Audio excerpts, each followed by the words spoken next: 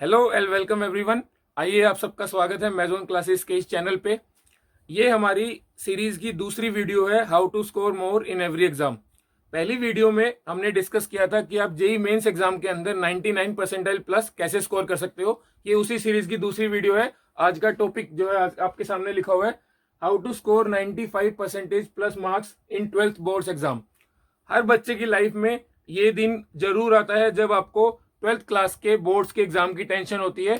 आप सोचते हैं कि बचपन से जिस चीज का आपके दिमाग में हुआ रहता है, 12th क्लास है, बोर्ड्स क्लास हो गई, सबसे आखिरी क्लास है स्कूल की, आपको पैनिक करने की यहाँ पे बिल्कुल जरूरत नहीं होती। आप 95% अपनी बैटल तभी जीत जाते हैं जब आप पैनिक करना बंद कर देते हैं। आपको खुद के ऊपर भरोसा रखना है और बाकी आप चीजें हमारे ऊपर छोड़ दीजिए। हम आपको बताएंगे कि आप कम से कम एफर्ट में बोर्ड्स के अंदर इजीली 95% प्लस कैसे स्कोर कर सकते हैं। आइए मैं एक बार स्वागत करता हूं नमन सर का। Hello dear students. हम दोनों ने भी, मैंने 2011 में 12th क्लास पास करी थी, सर ने 2014 में। हम दोनों ने भी अपने टाइम पे बोर्ड्स के, specifically PCM, physics chemistry maths की अगर मैं बात करूं, जो सबसे मेन सब्जेक्ट होते हैं, वहां पे हमने 95% प्लस स्कोर किया था हर सब्जेक्ट के अंदर। तो आइए मैं आप सबको बताता हूं कि कैसे आप 95% प्लस स्कोर कर सकते हैं हर सब्जेक्ट में। इस वीडियो में स्पेसिफिकली हम बात करने वाले हैं फिजिक्स केमिस्ट्री मैथ्स के ऊपर। हमारी जो सीरीज की अगली वीडियो जाएंगी उनके अंदर हम आपको बताएंगे कि आप 12th क्लास के अंदर ऑप्शनल सब्जेक्ट कैसे चूज कर सकते हैं, एंड इंग्लिश, फिजिकल एजुकेशन या फिर आपके पास अगर म्यूजिक है तो वहां आप 95% प्लस या 90 प्लस मार्क्स कैसे प्राप्त कर सकते हैं। देखिए स्टूडेंट्स, ये वाली वीडियो दो टाइप के स्टूडेंट्स के लिए बहुत देखनी इंपॉर्टेंट है। सबसे इंपॉर्टेंट चीज, आप इस वीडियो को बिल्कुल लास्ट तक देखें क्योंकि हमारी स्ट्रेटेजी नंबर 1 2 3 4 5 सारी across the video spread out है। अगर आप स्टार्टिंग वीडियो देख लेंगे, लास्ट की मिस कर देंगे, या बीच में अगर आपने वीडियो देखनी छोड़ दी तो आप बहुत इंपॉर्टेंट पार्ट छोड़ देंगे। ये video hardly half an hour 35 minutes की जाने वाली है, तो आप इजीली इतना तो टाइम स्पेंड कर ही सकते हैं अपने करियर को बनाने के लिए। देखिए दूसरी इंपॉर्टेंट बात आती है यहाँ पे, ये वाली वीडियोस दो टाइप के बच्चों के लिए हमने बनाई है। कैटेगरी नंबर वन वो है जिनको बोर्ड्स में 95% प्लस स्कोर करना है। कैटेगरी नंबर 2 जिनको बोर्ड के अंदर 75% प्लस स्कोर करना है। अब आप सोचेंगे अरे भाई ये 75% का क्या फंडा है, ये बच्चे कौन से हैं? 75% कट ऑफ है जो बच्चे इंजीनियरिंग एंट्रेंस एग्जाम के लिए प्रिपेयर कर रहे हैं, जेई मेन, एडवांस या फिर कोई भी और एग्जाम है, बिटसेट। उन बच्चों के लिए बोर्ड्स के अंदर 75% लाना मैंडेटरी है। अगर आप इससे कम मार्क्स बोर्ड के अंदर लाते हैं तो आपको किसी इंजीनियरिंग कॉलेज में अच्छी सीट नहीं मिलेगी, खासकर आईआईटीज और एनआईटीज की मैं बात कर रहा हूं यहाँ पे। अब बात आती है कि 95% का क्या फंडा है। 100 में से 95% कोई खास स्लैब नहीं है। क्यों ये स्लैब 90% नहीं है, क्यों ये स्लैब 97 नहीं है, क्यों ये स्लैब 92 नहीं है, इसके बारे में चलिए मैं आपको बताता हूं। आइए डिस्कस कर लेते हैं कि क्यों ये स्लैब 95% पे आके अटक जाती है। क्यों हर कोई बात करता रहता है कि 95 प्लस 95 प्लस 95 प्लस। देखिए ये हमने सीबीएसई के रिजल्ट्स को डाउनलोड किया एंड वहां से कुछ चीजें एनालाइज करी है कि कहाँ किन बच्चों के, कितने बच्चों के कितने परसेंट के आसपास मार्क्स रहते हैं all India on an average.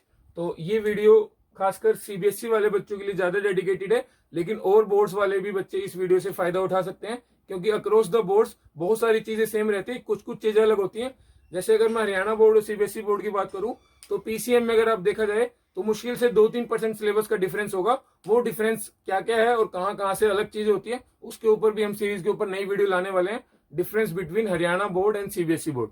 लेकिन आज के लिए फोकस कर लेते हैं कि क्या सीबीएसई बोर्ड में 95 का क्या स्लैब है, क्यों ये कट ऑफ मानी जाती है। देखो ये थे नंबर ऑफ स्टूडेंट्स और इस साइड आपके मार्क्स। देखो नंबर ऑफ स्टूडेंट्स यहाँ पे सपोज 33 मार्क्स है। 33 मार्क्स पे ये पीक बनी हुई है। इसका क्या मतलब है कि यहाँ बहुत सारे स्टूडेंट है जिनके 33 मार्क्स आए होंगे। इसका मतलब है ऑब्वियसली बात होती है, जो स्टूडेंट्स बाउंड्री लाइन पे होते हैं जैसे 30 31, तो उनको थोड़ा पुश करके 33 पासिंग मार्क्स पे ला दिया जाता है। लेकिन अगर आप सोचेंगे कि ये वाली पीक का क्या मतलब है, यहाँ इतने सारे बच्चे क्यों, ये देखिए नंबर ऑफ स्टूडेंट्स है इधर, तो अगर ये वाली पीक ज्यादा है तो इसका मतलब यहाँ बहुत सारे नंबर ऑफ स्टूडेंट्स है। अगर आप गेस करेंगे 0 से लेके 100 मार्क्स के स्लैब में तो आप आइडिया लगा सकते हैं कि ये कितने मार्क्स होंगे। यहां से लेके यहां तक, अगर मैं एक रफ आइडिया लूं, यहां से लेके यहां तक ये मार्क्स आपके 90 से लेके 95 तक, 90 से लेके 95 तक। आप देख सकते हैं कि मेजोरिटी ऑफ स्टूडेंट्स, बहुत सारे स्टूडेंट्स जो पोटेंशियल हैं वो 90 से 95 तक आके बीच में रह जाते हैं। मेन हर्डल है 95 मार्क्स। इसीलिए हम बात कर रहे हैं कि 95 प्लस कैसे आप लाएंगे, तब आप इस भीड़ से अलग हो पाएंगे। अगर आप इस भीड़ में रह गए तो बहुत सारे चांसेस है कि किसी अच्छे कॉलेज में आपका एडमिशन ना हो। आपको स्टैंड आउट करना है, आपको भीड़ से अलग दिखना है, उसके लिए आपको 95 प्लस स्कोर करना ही पड़ेगा। उसके लिए आपको 95 प्लस स्कोर करना ही पड़ेगा। जो बच्चे किसी इंजीनियरिंग एंट्रेंस एग्जाम की तैयारी कर रहे हैं उनके लिए 75% लाना भी टफ क्यों हो जाता है, उसका भी मैं आपको कारण बता देता हूं। बोर्ड्स के अंदर सबसे ज्यादा इंपॉर्टेंट चीज क्या है कि आप पेपर अटेम्प्ट कैसे करते हैं, आप कैसे लिखते हैं, कैसे आप अपने सॉल्यूशन को प्रेजेंट करते हैं। बोर्ड्स के अंदर आपकी नॉलेज से ज्यादा आपका प्रेजेंटेशन अच्छा होना चाहिए। फॉर एग्जाम्पल मैथ्स की अगर मैं बात करूं, एक दो टॉपिक ऐसे हैं जैसे एरिया अंडर द कर्व। कोई क्वेश्चन आया कि आपको किसी ट्रायंगल के 3 कोऑर्डिनेट्स दे दिए, एबीसी के कोऑर्डिनेट्स बता दिए 2D के अंदर, एंड आपको उसका एरिया निकालना है। जो बच्चे कंपटीशन एग्जाम की तैयारी कर रहे हैं उनके लिए वो एरिया निकालना एकदम एक चुटकी का काम है, 10 सेकंड का सवाल है। वो डिटर्मिनेंट बनाएंगे, उस ट्रायंगल का एरिया निकाल देंगे। लेकिन बोर्ड्स के अंदर वो क्वेश्चन अगर 6 नंबर का है तो वहां आपको उसको इंटीग्रेशन से अटेम्प्ट करना है। एरिया अंडर द कर्व का सवाल बन जाता है वो। वहां आपको प्रॉपर लाइंस की इक्वेशन लिखनी पड़ेगी एंड प्रॉपर फिगर ड्रॉ करना पड़ेगा। स्टेप वाइज मार्किंग होती है, आपके हर चीज के नंबर होते हैं। अगर आप एक लाइन में आंसर लिखाएंगे, चाहे आपका आंसर ठीक हो, लेकिन आपको 6 नंबर में से 1 या 2 नंबर से ज्यादा नहीं मिलेंगे। तो उस तरीके से सारे सब्जेक्ट्स में अगर आप ऐसे सोचोगे तो जो बच्चे कंपटीशन एग्जाम की तैयारी कर रहे हैं, जो हमेशा शॉर्टकट सीखते हैं, जिनको टाइम बचाना है एग्जाम में, वो बच्चे बोर्ड्स में मार खा जाते हैं। उनके लिए भी हम स्ट्रेटेजी बताने वाले हैं कि वो बच्चे भी कैसे स्कोर करें 95 प्लस।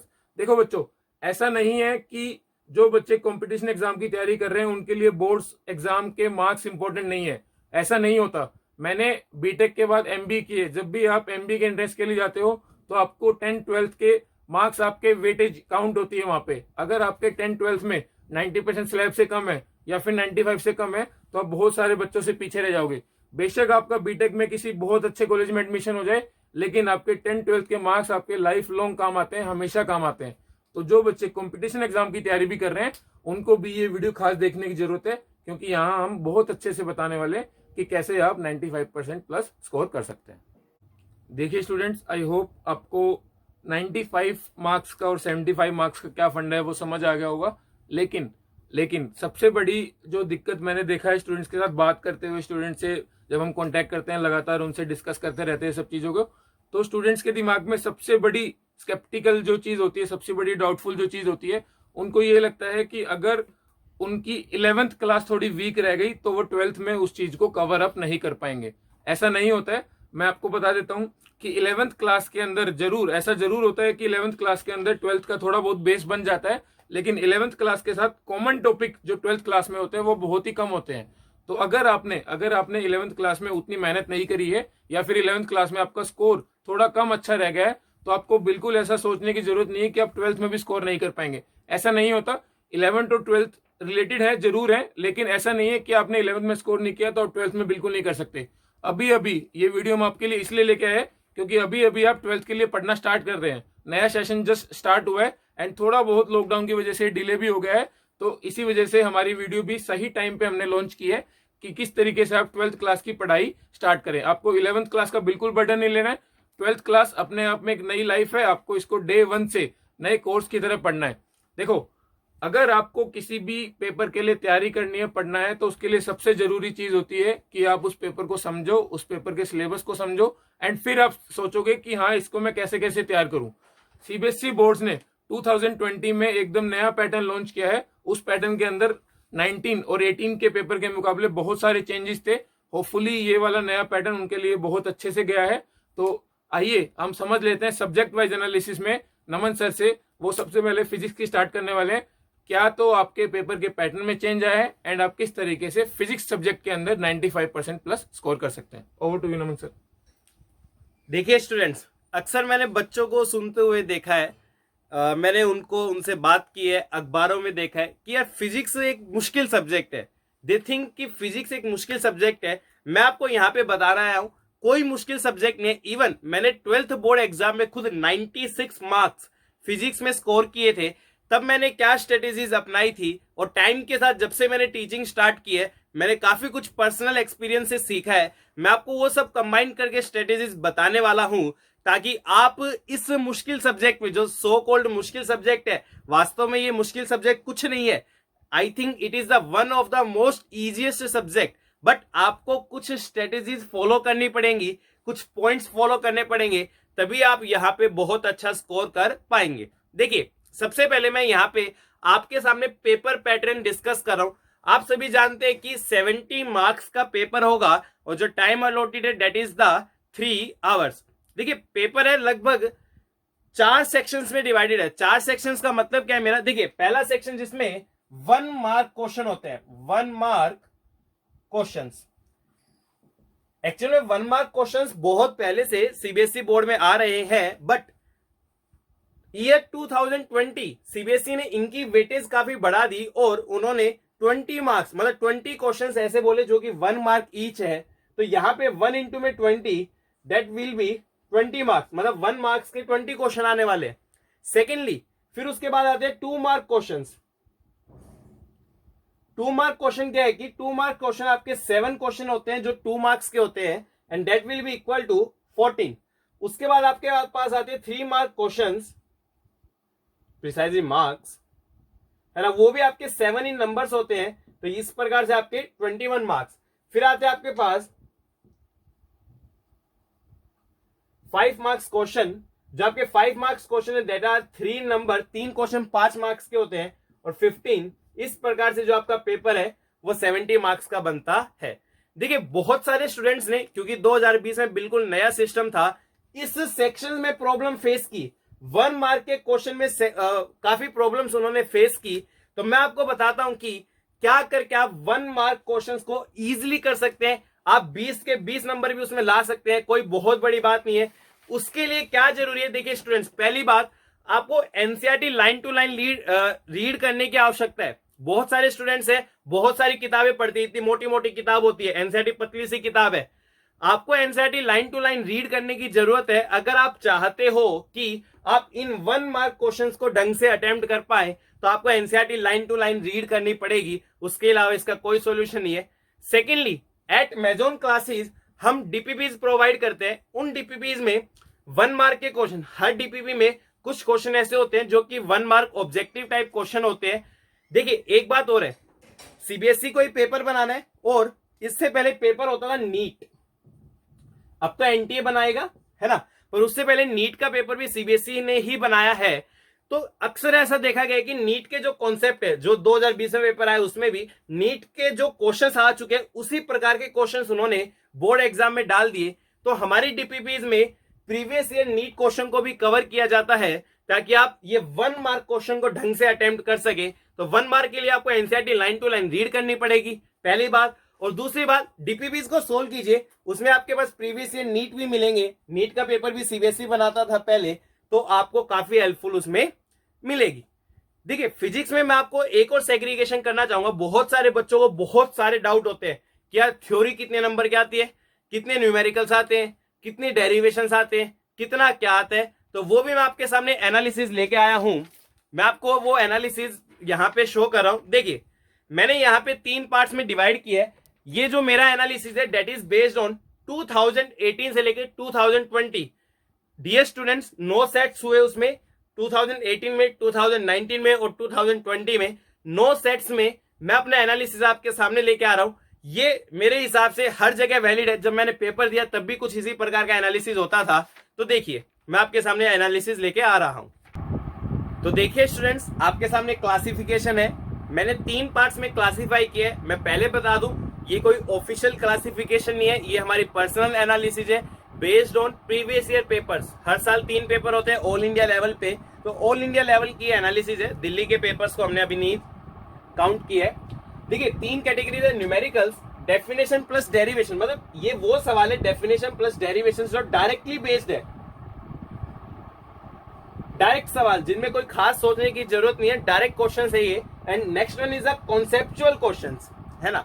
तो देखिए, न्यूमेरिकल्स अक्सर बच्चों का डाउट रहता है कि कितने न्यूमेरिकल्स आते हैं, कितने क्या आते हैं। तो न्यूमेरिकल्स आपके 30 से 35% पूरे पेपर में 30 से 35%, 30 से 35% आपको न्यूमेरिकल्स मिलेंगे, जो कि आपका स्कोर कर देंगे 21 से 24 के बीच। डेफिनेशन प्लस डेरिवेशन जो कि डायरेक्ट क्वेश्चन है, 40% से 45%। इन टर्म्स ऑफ मार्क्स ये हो जाता है आपका 28 से 32। एंड लास्टली कॉन्सेप्चुअल लगभग 25%, कॉन्सेप्चुअल क्वेश्चंस है जो कि मार्क्स के टर्म्स में 18 to 20 होने वाले हैं। मैं आपको हर सेक्शन के लिए क्या बुक्स फॉलो करनी है, क्या स्ट्रेटेजी फॉलो करनी है, कहां से पढ़ना है, वो मैं आपको बताता हूं। देखिए, जहां तक न्यूमेरिकल्स की बात है, सारे पेपर को एनालिसिस करने पर एक बात समझ में आती है कि मोस्ट ऑफ द न्यूमेरिकल्स या तो एनसीईआरटी बुक से आए या फिर प्रीवियस ईयर पेपर से उठ के आए। तो इस सेक्शन में स्कोर करने के लिए दो चीजें तो बहुत आवश्यक हो गई। एक तो एनसीईआरटी के क्वेश्चन करने ही करने सारे के सारे, और आपको प्रीवियस 10 इयर्स के पेपर भी सोल्व करने पड़ेंगे। मोस्ट ऑफ द न्यूमेरिकल्स वहां से उठ के सीधे आ रहे हैं। जो न्यूमेरिकल्स बच गए, देखिए मैं सजेस्ट करूंगा कि आप हमारी डीपीपी जो डेली प्रैक्टिस प्रॉब्लम्स है मेजोन क्लासेस की, वो सोल्व कीजिए। वहां से बाहर कुछ नहीं आ सकता, ये मैं आपको गारंटी यहाँ पे दे रहा हूं। तो आप एनसीईआरटी बुक सोल्व कीजिए, आप प्रीवियस ईयर पेपर सोल्व कीजिए, साथ में आप हमारी डीपीपीज को सोल्व कीजिए। You can score very good in the numerical section. और सबसे डिफिकल्ट सेक्शन यही होते हैं, न्यूमेरिकल सेक्शन, है ना। Then definition plus derivation. Dear student, इसमें कुछ खास करने की जरूरत नहीं है। आर्टिकल्स है, सीधे पढ़ने होते हैं, सीधे लिखने होते हैं। इसके लिए आपको क्या करना है, just refer to class notes. जो भी क्लास नोट्स है उसको रेफर कीजिए, और कुछ आपको रेफर करने की कोई आवश्यकता यहाँ पे नहीं होने वाली है। अब देखिए, next one is your conceptual questions. कैसे क्वेश्चंस है भाई आपके? कॉन्सेप्चुअल, मतलब जो डायरेक्ट नहीं है, हल्का सा कॉन्सेप्ट चेंज किया, आपको उनका आंसर करना पड़ेगा, और वो आपके लगभग 25% है। डियर स्टूडेंट्स, इसके लिए जरूरी है कि आप एक तो सबसे पहली बात एनसीईआरटी, अगेन देखिए एनसीईआरटी तो मस्ट बुक है, हर सेक्शन में एनसीईआरटी आनी ही आनी है, क्योंकि सीबीएसई बोर्ड ने भी अपनी रेकमेंडेड बुक में एनसीईआरटी को ही डाला है। साथ में एनसीईआरटी एग्जाम्पलर कीजिए। कॉन्सेप्चुअल सेक्शन के लिए आप एनसीईआरटी प्लस एनसीईआरटी एग्जाम्पलर कीजिए, और आपको वहां पे एक रेफरेंस बुक जरूर सोल्व करनी चाहिए to score more and more. मेरे हिसाब से जो मैं वो रेफरेंस बुक रेकमेंड करता हूं, that is the Pradeep publication. Pradeep publication की बुक काफी अच्छी है, मेरे हिसाब से आप वो सोल्व कीजिए, तो आप बोर्ड्स में काफी अच्छा स्कोर कर सकते हैं। नाउ आगे की स्ट्रेटेजीज को डिस्कस करने के लिए मैं अमित सर को इनवाइट कर रहा हूं, वो आपको मैथ्स की स्ट्रेटेजीज बताएंगे। आइए स्टूडेंट्स, अब हम डिस्कस कर लेते हैं मैथ सेक्शन का पैटर्न एंड पेपर का जो कंटेंट आता है वो किस तरीके से डिवाइडेड होता है। सीबीएसई ने 2020 में मैथ्स के पेपर के अंदर ड्रास्टिक चेंजेस किए थे। 2020 से पहले 2019, 2018 एंड बिफोर सीबीएसई का मैथ्स का फाइनल पेपर 100 मार्क्स का आता था, थ्योरी का, जो आप फाइनल देने जाते सीबीएसई बोर्ड्स में। लेकिन 2020 में बोर्ड्स ने उस एग्जाम को 80 मार्क्स का कर दिया। आपका मैथ्स का फाइनल थ्योरी एग्जाम 80 मार्क्स का हो गया है। 20 मार्क्स जो बचे हैं वो आपके इंटरनल असेसमेंट के एंड प्रैक्टिकल इंक्लूडेड है। आइए तो 80 मार्क्स का पहले ब्रेकअप क्या है वो समझ लेते हैं, उसके बाद कौन से सेक्शन को आपको किस तरीके से प्रिपेयर करना है वो हम डिस्कस कर लेंगे। आपके एक एक नंबर के जो आते हैं वो आते हैं 20 क्वेश्चंस, तो ये टोटल हो गया 20 मार्क्स। ये जो क्वेश्चन होते हैं वेरी शॉर्ट आंसर टाइप होते हैं। इनके अंदर भी सीबीएसई ने ब्रेकअप किया हुआ है, लेकिन वो ब्रेकअप क्या है, ज्यादा स्ट्रिक्ट नहीं है। 20 क्वेश्चन में से आपके 10 क्वेश्चन, जो आपके 10 क्वेश्चन होते हैं वो होते हैं एमसीक्यू टाइप, जिनके अंदर आपको 4 ऑप्शन मिलेंगे, आपको एक ऑप्शन को टिक करना है। बाकी 5 क्वेश्चन में भी आपके fill in the blanks type से आते हैं। यूजुअली ऐसा देखा गया है 2 या 3 क्वेश्चन आपके ट्रू फॉल्स आते हैं, एंड 2 या 3 क्वेश्चन आते हैं आपके ट्रू फॉल्स टाइप। 2 या 3 क्वेश्चन आते हैं आपके सिंगल वर्ड आंसर या फिर वन लाइन आंसर वाले, सिंगल वर्ड या फिर वन लाइन आंसर वाले। तो ये है आपके 20 क्वेश्चंस का ब्रेकअप, जो एक एक नंबर के आते हैं। इसके बाद यहां तक आपके हो गए 20 मार्क्स हो गए 1 into 20। आपके 2 नंबर के आते हैं 6 क्वेश्चन, 2 नंबर के आते हैं आपके 6 क्वेश्चन जो शॉर्ट आंसर टाइप होते हैं, तो ये हो गए आपके 12 मार्क्स। आपके 4 नंबर के भी 6 क्वेश्चन आते हैं, 4 नंबर के भी 6 क्वेश्चन आते हैं लॉन्ग आंसर टाइप 1, ये हो गया आपका 24 मार्क्स। एंड अगेन आपके 6 नंबर के 4 क्वेश्चन आते हैं लॉन्ग आंसर टाइप 2, ये हो गया आपके 24 मार्क्स। अगर आप इन सबको टोटल करेंगे तो यू विल गेट 80 मार्क्स। ये होता है आपके 80 मार्क्स का कंप्लीट ब्रेकअप। देखो, अब हम डिस्कस करने वाले हैं कि किस टाइप के क्वेश्चंस को, 1 मार्क के क्वेश्चंस को आपको कैसे प्रिपेयर करना है, 2 मार्क्स को कैसे, 4 मार्क्स को कैसे, 6 मार्क्स को कैसे। देखो, मैंने पिछले 1-1.5 साल से स्टूडेंट्स के इतने सारे पेपर को एनालाइज किया, जो बहुत अच्छे बच्चे थे, जो बहुत वीक बच्चे हैं या जो मॉडरेट बच्चे हैं, वो कहाँ किस सेक्शन में सबसे ज्यादा मार्क्स लूज कर सकते हैं, despite the paper being very very easy या फिर मॉडरेट एकदम। देखो, जो अच्छे बच्चे हैं वो मार्क्स लूज करते हैं इन एक एक नंबर वाले 20 क्वेश्चंस में। खासकर इन क्वेश्चंस में जो 10 क्वेश्चन आपके ऑब्जेक्टिव आते हैं उनके अंदर 4 ऑप्शन आते हैं।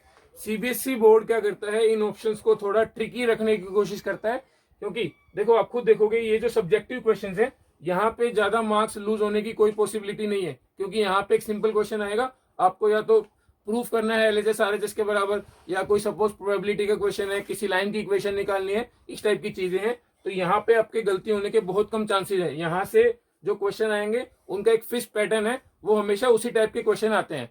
जो टॉपिक वाइज वेटेज है उसके लिए हम अलग से वीडियो लाने वाले हैं, लेकिन वो एक बार आप सेशन स्टार्ट कर दो, आप सिलेबस गो थ्रू हो जाओ, उसके बाद हम बताएंगे कि कौन सा टॉपिक ज्यादा वेटेज का है, किसको आप कम एफर्ट डाल के प्रिपेयर कर सकते हो, जहां से आप ज्यादा स्कोर कर सकते हो। आइए बात कर लेते हैं इन 10 क्वेश्चंस की जो आपके लिए सबसे ज्यादा मार्क्स डिडक्टिंग है, यही आपके नंबर, यही आपके परसेंटेज लो कर देंगे। इन 10 क्वेश्चंस को प्रिपेयर करने के लिए आपको बहुत सारे ऑब्जेक्टिव क्वेश्चंस की पहले प्रैक्टिस करनी पड़ेगी, ताकि आप ऑप्शंस में कंफ्यूज ना हो, क्योंकि बहुत बार ऐसा होता है कि ऑप्शंस इतने क्लोज होते हैं आपको आइडिया नहीं लगता है कि कौन सा ऑप्शन ठीक आएगा, तो आप ABCD में कोई भी गलत ऑप्शन टिक करके आ जाते हो, वहां आपके मार्क्स कट जाते हैं। एक एक नंबर वाले क्वेश्चंस की खास बात यह भी है कि बोर्ड्स ने मेंशन किया हुआ है कि आपको इनको सोल्व करके नहीं दिखाना है। अगर आपको ऑब्जेक्टिव टाइप क्वेश्चन आया तो आप ऑप्शन ए लिख के आ दीजिए, अगर वो ऑप्शन ए सही है तो आपको 1 नंबर मिल जाएगा, अगर वो गलत है तो आपको 0 मार्क्स मिलेंगे। इन एक एक नंबर वाले क्वेश्चंस में पार्शियल मार्किंग का प्रोविजन बोर्ड के अंदर नहीं है। अगर आपने आधा क्वेश्चन ठीक किया तो आपको आधा नंबर नहीं मिलेगा, या तो पूरा 1 मार्क या फिर 0 मार्क्स। तो fill in the blanks, true false, single word answer. I think इनके अंदर स्टूडेंट्स को ज्यादा प्रॉब्लम नहीं होती है, ज्यादा प्रॉब्लम होती है ऑब्जेक्टिव क्वेश्चंस के अंदर। इनको आप कैसे प्रिपेयर करेंगे, इनके लिए मैं कुछ बुक्स मेंशन कर देता हूं। खासकर जब भी मैं एनसीईआरटी बोलूंगा आपको समझ जाना है NCERT plus NCERT exemplar problems with solution. NCERT text book जो आपकी मेन एनसीईआरटी है, प्लस एग्जाम्पलर, प्लस आपकी एग्जाम्पलर बुक। एग्जाम्पलर बुक के अंदर और एनसीईआरटी की भी बहुत सारी एक्सरसाइजेस के अंदर ऑब्जेक्टिव क्वेश्चंस हैं, उनको आप अच्छे से प्रैक्टिस करिए। प्लस मेजोन क्लासेस पे आपको डेली असाइनमेंट्स मिलते हैं डीपीपीज की फॉर्म में। प्लस आप एक और अगर कोई रेफरेंस बुक यूज करना चाहते हैं तो मैं आपको रेकमेंड करूंगा एलिमेंट्स, जीवनसन पब्लिकेशंस की बुक आती है एलिमेंट्स ऑफ मैथमेटिक्स, बहुत ही फेमस बुक है। वो बुक मोर देन सफिशिएंट है। ऑल्दो उन टाइप की बुक्स के अंदर, रेफरेंस बुक्स के अंदर अपना कंटेंट बहुत ही कम होता है, मेनली 5-10%, 15%।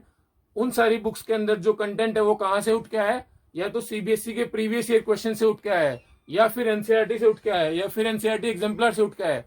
उनका यूनिक ओरिजिनल कंटेंट उनके पास बहुत कम है, तो आप ट्राई कीजिए कि रेफरेंस बुक को कम से कम फॉलो करें। अगर आपको बहुत ज्यादा प्रैक्टिस करनी है, आपने एनसीईआरटी कर ली है, आपने एनसीईआरटी एग्जाम्पलर कर लिए, आपने सीबीएसई के पिछले 10-15 साल के क्वेश्चन पूरे कर लिए, आपने मेजोन क्लासेस के सारे असाइनमेंट्स कंप्लीट कर लिए, फिर आप टारगेट कर सकते हैं कि अगर आपके पास टाइम बचा है तो आप एलिमेंट्स बुक फॉलो कर सकते हैं।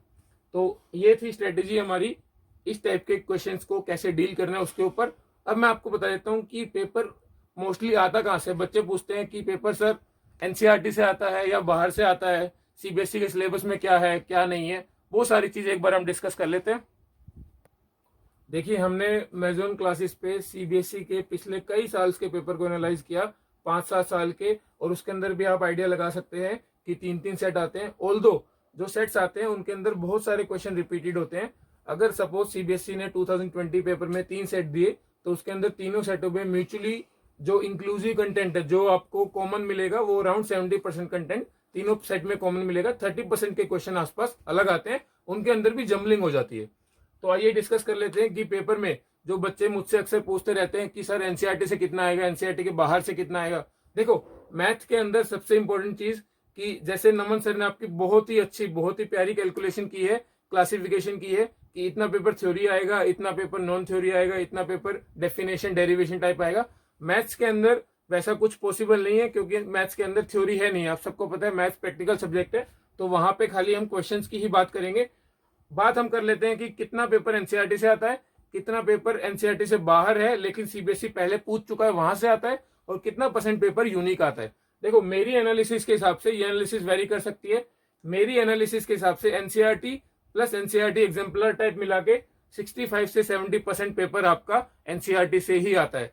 इसके अंदर वो क्वेश्चन आप जरूर काउंट कर लेना जो एनसीईआरटी के अंदर सेम है लेकिन बोर्ड्स ने खाली वैल्यू चेंज कर दी है। तो ये टाइप ऑफ क्वेश्चंस की बात कर रहा हूं मैं।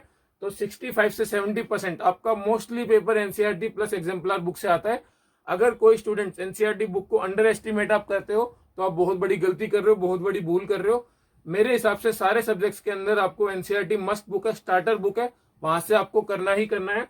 प्रीवियस ईयर क्वेश्चन, अगर आप प्रीवियस ईयर क्वेश्चन की बात करो तो 25 से 28%, 25 से 30% प्रीवियस ईयर क्वेश्चन से डायरेक्ट क्वेश्चन उठ के आ जाता है। सपोज कोई क्वेश्चन सीबीएसई ने 2012 में पूछ लिया, 13 में पूछ लिया, तो उसके बहुत सारे चांसेस हैं कि वो वापस आपके टाइम 2021 में क्वेश्चन उठ के आ जाए। तो पिछले 10 साल के क्वेश्चन आपको सीबीएसई के जरूर फॉलो कर लिए। उसके लिए भी मेजोन क्लासेस के पास एक बुक है, अगर आपको उस बुक के बारे में ज्यादा जानना है तो आप हमें कॉन्टेक्ट करें, हमारी कॉन्टेक्ट डिटेल डिस्क्रिप्शन बॉक्स में दी रखी है। उसके बाद unique question, new question, board कई बार 2-3 नंबर के हर पेपर में अलग क्वेश्चन जरूर पूछता ही है। और ये क्वेश्चन आने का ज्यादा सोर्स कहाँ है? 1 नंबर वाले क्वेश्चन में। जो मैंने आपको बताया था 10 क्वेश्चन ऑब्जेक्टिव आते हैं, वहां बोर्ड कितने भी एक्सपेरिमेंट कर सकता है। आपको पता है जो भी कॉम्पिटिशन एग्जाम है वहां मोस्टली ऑब्जेक्टिव टाइप क्वेश्चन ही आते हैं, और वहां से आप खुद आइडिया लगा लो कि बोर्ड को कोई भी 1-2 क्वेश्चन उठाना कितनी आसान बात है। वो क्वेश्चन आपके आते हैं अराउंड 5% के आसपास। तो ये थी मैथ की कंप्लीट एनालिसिस।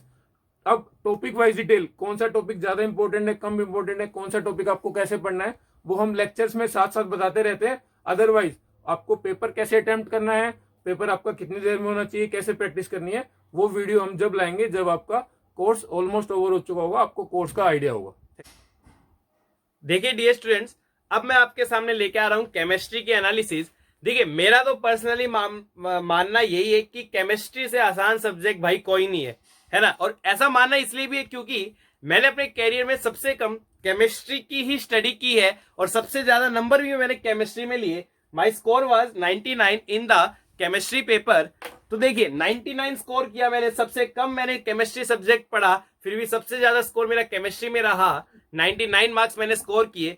देखिए केमिस्ट्री का जो पेपर है ना वो 70 मार्क्स का ही होता है, और जो पेपर का पैटर्न है that is exactly same as that of physics. Physics में जितने 1 मार्क्स के क्वेश्चन थे, जितने 2 मार्क्स के क्वेश्चन थे, जितने 3 मार्क्स के क्वेश्चन थे और जितने 5 मार्क्स के क्वेश्चन थे, वही सारे क्वेश्चन किस में आते हैं? आपके केमिस्ट्री में आते हैं। मैं वो पैटर्न डिस्कस नहीं कर रहा हूं, वो एग्जैक्टली सेम है। हाँ, एक बात याद रखिए कि केमिस्ट्री में एक यूनिक चीज क्या है कि जो आपके 1 मार्क क्वेश्चन है उसमें कई बार असर्शन रीजन क्वेश्चन आते हैं। नियरली 2 क्वेश्चन रहते हैं आपके असर्शन एंड रीजन के। वैसे 1 मार्क से टोटल 20 क्वेश्चन है, पर असर्शन रीजन केवल यूनिकनेस है केमिस्ट्री की। 2 या 3 सवाल असर्शन रीजन के रहते हैं, तो आपको असर्शन एंड रीजन की सफिशिएंट प्रैक्टिस करनी पड़ेगी। वो आपको प्रैक्टिस मिल जाएगी हमारे असाइनमेंट्स में और डीपीपीज में। कई बार मैंने स्टूडेंट्स को देखा है कि वो असर्शन एंड रीजन सवालों में कुछ गलती कर बैठते हैं। अब देखिए केमिस्ट्री को हम, आप सबको मालूम है कि 3 पार्ट्स में कैटेगराइज कर सकते हैं। पहली अपनी फिजिकल केमिस्ट्री, सेकंड अपनी इनऑर्गेनिक केमिस्ट्री और थर्ड अपनी ऑर्गेनिक केमिस्ट्री। तो देखिए मैं आपको यहीं पे समझा देता हूं। तो अब अपना जो पहला सेक्शन है that is the physical chemistry. Second जो अपना सेक्शन है that is the inorganic chemistry, and last and सबसे important that is the organic chemistry. अगर मार्क्स वाइज देखें तो ये 23 मार्क्स है, अगर मार्क्स वाइज देखें तो ये 19 है और ये है आपका 28, और टोटल मार्क्स हो जाते हैं आपके 70। 30 मार्क्स आपके एक्सपेरिमेंट्स के। अब देखिए यहां पर मैं आपको सेक्शन वाइज डिस्कस कर रहा हूं। सबसे पहले physical chemistry carrying the 23 marks.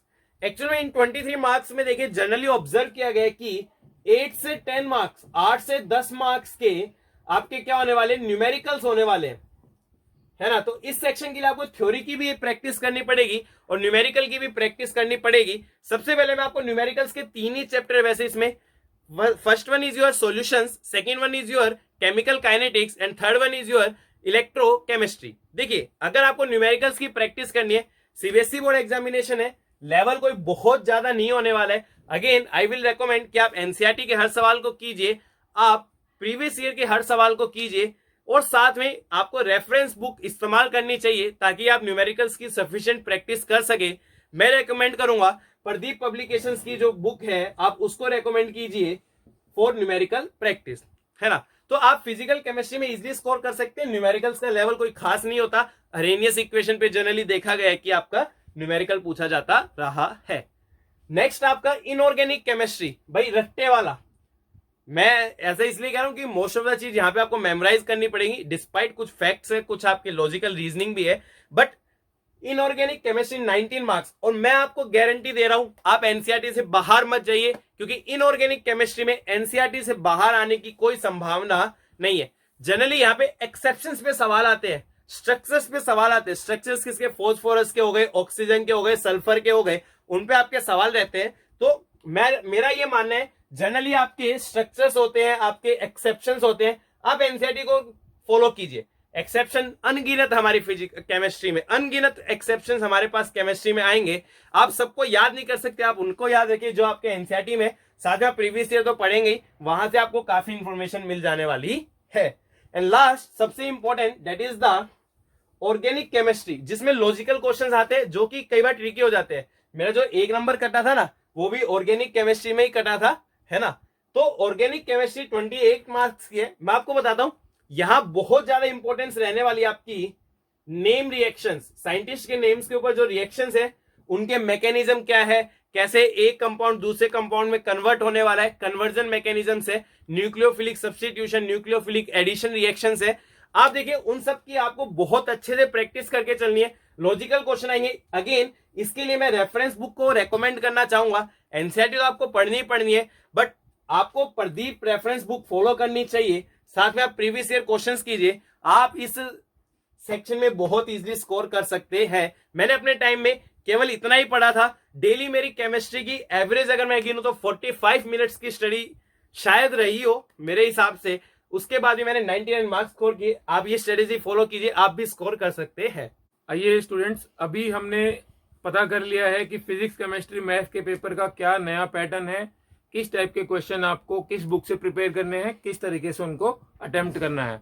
अब हम एक बहुत ही इंपॉर्टेंट साइंटिफिक चीज डिस्कस करने जा रहे हैं, जिसकी कंप्लेंट मेरे पास बहुत सारे स्टूडेंट्स लेके आते हैं। बच्चे बोलते हैं कि सर मैं चीजें याद कैसे रखूं, जैसे केमिस्ट्री के अंदर बहुत सारी चीजें याद रखने की होती हैं, फिजिक्स के अंदर बहुत सारी चीजें याद रखने की होती है, मैथ्स के अंदर आपको फॉर्मूले याद रखने होते हैं।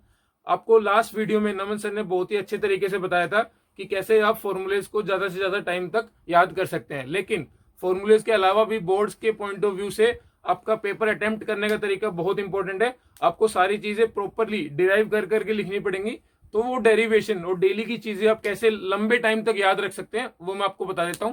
देखिए, ये एक साइंटिफिक स्टडी का रिजल्ट है, मैंने खुद से नहीं बनाया। अगर कोई कंसेप्ट आप क्लास में पढ़ते हैं, सपोज आपने मॉर्निंग क्लास में कोई कंसेप्ट पढ़ा, अगर वही कंसेप्ट आप उसी दिन शाम को या रात को अपने घर पे जाके रिवाइज कर लेते हो या उसको दोबारा पढ़ लेते हो, तो वो कंसेप्ट आपके लिए कम से कम आपके माइंड में 3-4 दिन रहेगा, क्योंकि उसकी डबल रिपीटेशन होगी। अगर कोई कंसेप्ट टीचर ने क्लास में पढ़ाया एंड आपने उसको घर जाके नहीं पढ़ा, तो आप डेफिनेटली वो कंसेप्ट 1 या 2 दिन बाद भूल जाओगे जब कोई नया कंसेप्ट आएगा। लेकिन अगर आपने उसको डेली की डेली घर पे जाके रात को शाम को रिवाइज कर लिया, तो वो कंसेप्ट कम से कम 1 वीक तक आपके माइंड में रहेगा। ये एक साइंटिफिक स्टडी है। अगर कोई डबल इंप्रेशन किसी चीज का 1 दिन के अंदर ही आपके दिमाग में फीड होता है, तो वो वाली चीज आपके सबकॉन्शियस माइंड में 7 दिन तक रहती है। फिर 7 दिन के बाद आप जब उसको फिर से भूलने लगोगे, आपको उसको एक और रिवीजन देने की जरूरत है। ऐसा नहीं, सपोज आपने कोई नया कंसेप्ट 1 घंटे में सीखा, जब आप उसको दोबारा रिवाइज कर रहे हो, तब आपको उसके ऊपर मुश्किल से आधा घंटा ही डिवोट करने की जरूरत है, हाफ टाइम लगेगा। जब आप उसको 3rd बार रिवाइज कर रहे हो, 7 दिन के बाद, जो मैं कह रहा हूँ 1 हफ्ते के बाद, जब आप उसको 3rd बार रिवाइज कर रहे हो, आपको उसके ऊपर 10 से 15 मिनट ही इन्वेस्ट करने की जरूरत है। ये नहीं कि आपने कोई कंसेप्ट 1 घंटा सीखा था तो आप उसको दोबारा पढ़ने में भी 1 घंटा लगाओगे। आपको उसको 10-15 मिनट में जस्ट एक बार क्विक ग्लांस लेनी है एंड आपको याद आ जाएगा बहुत अच्छे से कि हाँ, इस टॉपिक के अंदर ये था। एंड अगर आप 7 दिन के बाद उस चीज को दोबारा रिवाइज कर लेते हो, तो वो 3rd इंप्रेशन आपके माइंड में काउंट हो जाता है। वो चीज कम से कम 1-1.5 महीने तक आपके माइंड में रहेगी। ये वाली चीज पर्सन टू पर्सन डिपेंड कर सकती है, लेकिन साइंटिफिक स्टडी के हिसाब से वो स्लैब जो है 28 से 35 दिन तक है एक नॉर्मल ह्यूमन बीइंग की। अगर आप उसको 1 महीने के बाद, जो आपके सेक्शनल टेस्ट होते हैं या फिर जो आपके मंथली यूनिट टेस्ट होते हैं, वहां पे आप उसको फिर से रिवाइज कर लेते हो, तो वो वाली चीज आपके दिमाग में 4th इंप्रेशन का काम करती है। 4th इंप्रेशन वाली चीज आपके माइंड में कम से कम 6 महीने तक रहने वाली है। एंड खास बात क्या है, जब आप 4th टाइम रिवाइज करोगे, जब आपको मुश्किल से 5 मिनट लगेंगे।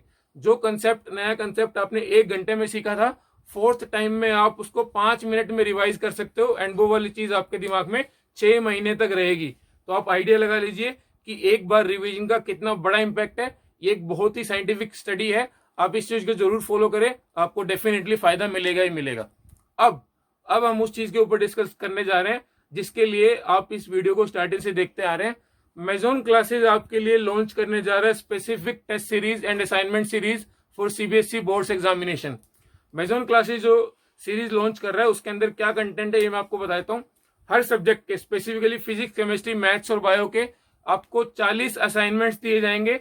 40 असाइनमेंट्स के अंदर हर सब्जेक्ट में टॉपिक वाइज असाइनमेंट्स वेरी कर रहे हैं, क्योंकि जिस टॉपिक की ज्यादा वेटेज है उस टॉपिक के आपको ज्यादा असाइनमेंट दिए जाएंगे। ऐसा कोई भी वीक मेजोन क्लासेस पे आपका नहीं जाएगा जहां आपको कोई डीपीपी या असाइनमेंट ना मिला हो। तो वीकली असाइनमेंट की वेटेज है, वीकली असाइनमेंट की एवरेज आ रही है। लास्ट में हम आपको 5 कंप्लीट सिलेबस के, 5 फुल लेंथ सिलेबस के प्रैक्टिस टेस्ट कराएंगे, जहां पे आपकी बहुत अच्छे से तैयारी हो जाएगी। टोटल नंबर ऑफ टेस्ट जो हम लॉन्च करने जा रहे हैं पर subject 20, total number of assignments 40। तो इस तरीके से आप सोच सकते हैं कि पूरे साल में 52 वीक्स होते हैं, जो हमारे स्टडी करने के वीक्स होते हैं वो अराउंड 40 होते हैं। 40 वीक्स में हम 60 असाइनमेंट प्लस टेस्ट लेके आ रहे हैं। तो आप आइडिया लगा लीजिए, एक वीक में आपकी 2 वीक में 3 टेस्ट प्लस असाइनमेंट की एवरेज आ रही है। इस तरीके से, इससे अच्छी तैयारी आपकी और कहीं पॉसिबल नहीं है। तो डेफिनेटली आप मेजोन क्लासेस की टेस्ट सीरीज फॉलो करिए। इसके बारे में ज्यादा डिटेल में पता करने के लिए डिस्क्रिप्शन बॉक्स में हमारा कॉन्टैक्ट नंबर है, phone number and email ID, WhatsApp number, आप हमें कॉन्टैक्ट कर सकते हैं। आई होप आपको ये वाली वीडियो अच्छी लगी होगी, समझ आई होगी। आप इस वीडियो को लाइक करें, हमें कमेंट करके बताएं कि आपको इस वीडियो के बारे में क्या अच्छा लगा। ऑल्सो आप कमेंट करके हमको ये भी बता सकते हैं कि आप हमसे किस टाइप की वीडियो नेक्स्ट सीरीज में देखना चाहते हैं, किस टॉपिक के ऊपर, या फिर हम नेक्स्ट सीरीज में अपनी तरफ से स्पेसिफिकली जो नॉन कोर सब्जेक्ट्स हैं, जैसे इंग्लिश सब्जेक्ट है, वहां पे आप कैसे स्कोर करो वो लाने वाले हैं। How to choose optional subject in class 12, जैसे आपके पास बहुत सारे ऑप्शनल सब्जेक्ट होते हैं, computers, physical education, music and Hindi and so on. आप किस तरीके से ऑप्शनल सब्जेक्ट चूज करो जिससे आपके मार्क्स मैक्सिमाइज हो सके। ऑल्सो आपके लिए एक और गुड न्यूज है, कल शाम को 4 बजे, tomorrow evening 4 PM we are going live. मैं और नमन सर हम लाइव जा रहे हैं। आपके सीबीएसई बोर्ड से, जेईई मेन से रिलेटेड कोई भी क्वेरी हो उसको सोल्व करने के लिए we are going live at 4 PM tomorrow. Be connected with us. Thank you for watching this video.